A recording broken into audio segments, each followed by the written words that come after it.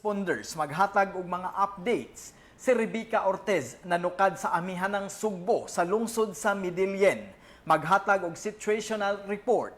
Si IC Santi Leopoldo nanukad sa Counter Incident Command Center sa Provincial Capitol Social Hall aron maghatag og kasayuran sa repacking sa mga relief goods nga gihimo didto sa warehouse sa Provincial General Services Office. Si Ria Manila naa sa Capitol Heritage Park sa pagpanghipos na sa mga volunteers ug ang sitwasyon kaganihang udto sa pagpanawat og mga relief goods. Atong unahon sa Midilien ang report ni Rebecca Ortez. Rebecca? Yes, Monching.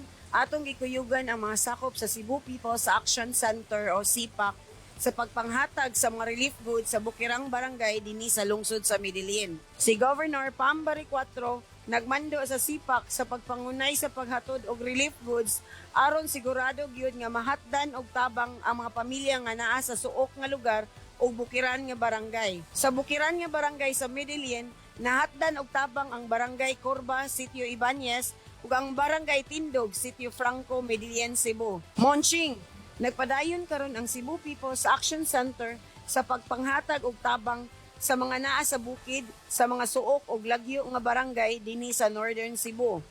Mao ni ang latest diri sa lungsod sa Midilien.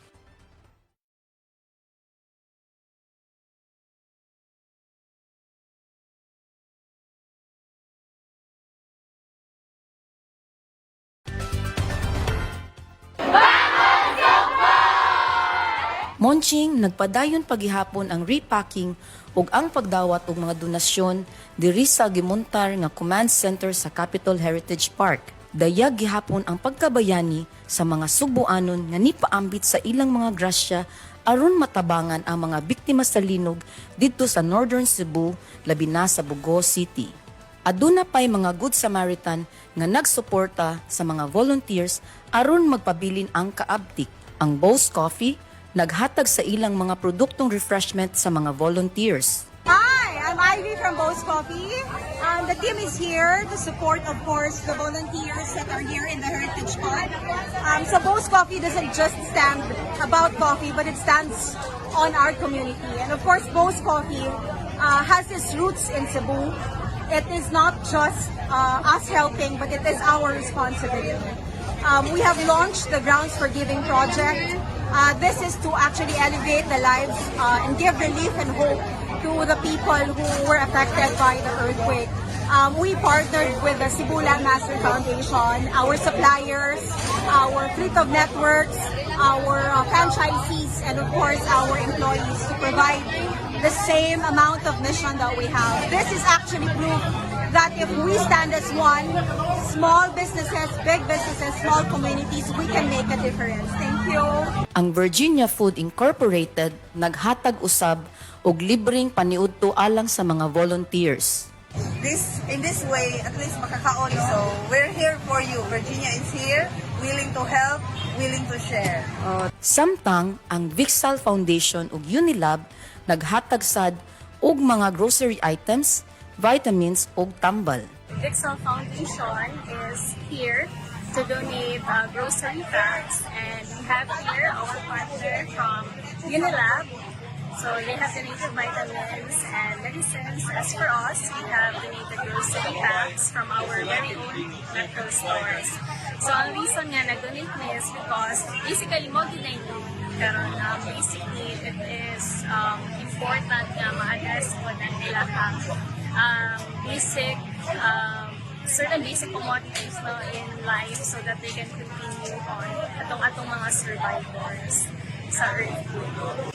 So, we're here also with them. We donated as well medicines and vitamins for the kids and the adults as well. Because it's our duty as Unilab soldiers to practice husay as well as science. And I urge everyone to donate, whether in cash or in kind. Monching, kaganiha si Governor Pambari 4 ni hapit usab diri sa Heritage Park. Naghatag siya og kamanduan nga paspasan ang paghatod sa mga relief goods aron magamit na kini sa apektadong pamilya. Ang gobernador nagpadayag usab sa iyang pasalamat sa mga volunteers nga naghago og yud aron makatabang sa mga nabiktima sa linog. Sa mga Sugboanon nga gusto mo donate og tabang para sa mga apektado sa linog, naaray daghan mga volunteer nga modawat, mo record, mo repack sa mga donasyon ug sigurado nga makaabot yud kini sa mga biktima sa linog. Mao kana ang mga information nga atong gisundan diri sa Command Center sa Capitol Heritage Park. Monching?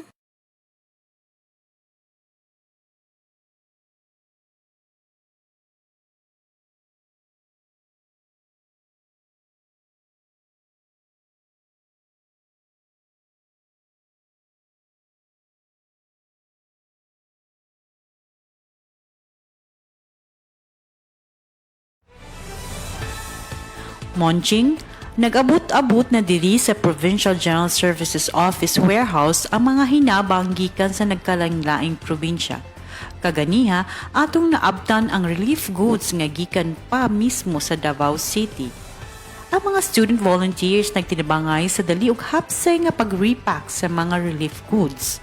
Monching, si Governor Pam Bariccuatro mibisita usab dinhi sa warehouse ug iyang gisiguro nga mapaspasan ang paghatod sa mga hinabang padulong sa amihanang Sugbo aron matabangan ang mga pamilya nga naapektuhan sa linog.